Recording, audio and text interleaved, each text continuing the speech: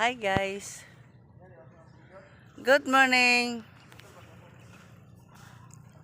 Nandito ako ngayon sa Blue Seas Beach Resorts guys sa Barangay Bonifacio Aquino sa Magsaysay, Misamis Oriental. Yes, good morning.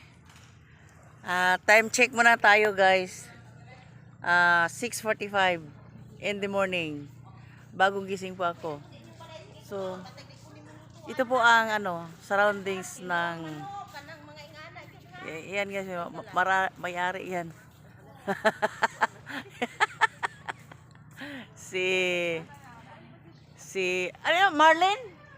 Arlene. Yan. Hello. Good morning. So siya ang may-ari dito, guys. Ah, so yan guys, so ito yung vicinity ng kaniyang beach resort dito sa Barangay Bonifacio Aquino. Meron siyang pool diyan, guys. Yung bahay niya, yan mga accommodation yan, guys. Fully air condition, tapos malawak yung mga rooms niya.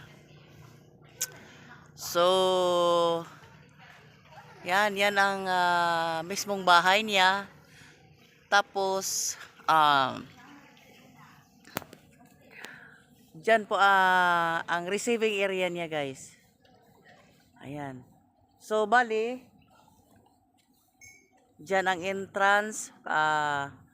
Tapos dito, guys, ano yan, i-develop pa niya dyan kasi gagawa pa siya ng function hall dyan.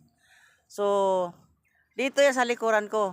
Dito naman sa kabila, iikot natin. Yan ang pinakamaganda dito, guys, kasi sa tapat lang yung dagat. Medyo ano ngayon ang dagat, guys, walang ingay kasi low tide ngayong umaga.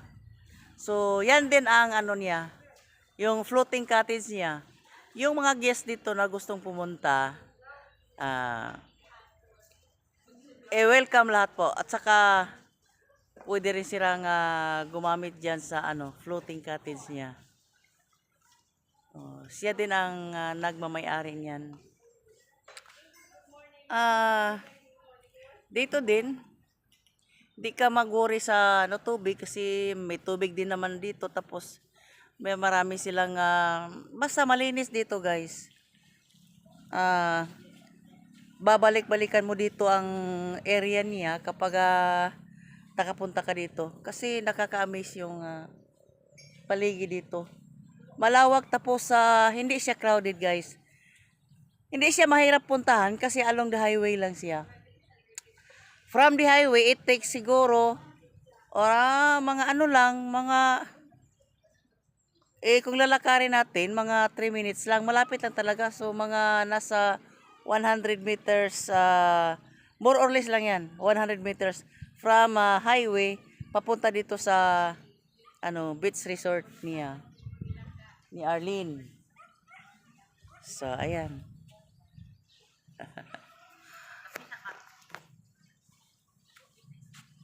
Tsaka dito, guys, pag umaga,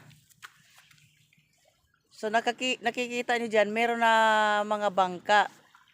Yan ay nangingisda sila dito. Pag umaga, nakadaong dyan. Pag may nakuha silang isda, pwede din nating bilihin kung gusto natin. Diba? Sariwa pa. Wala pang ice. Galing pa dyan. Tapos bibilhin mo lang. Diba? Lutuin. So sariwa. So kapag pumunta tayo dito, guys, sigurado na nakaka-relax talaga. Saka yan, feel ko talaga yan. Maluwag yung area. Saka yung pool nila, guys, every 8 hours niya lilinisin yan. So mayroon silang SOP na ilalagay dyan sa pool nila para manatili yung malinis. Ano ba yun? Ang yan ang pool nila.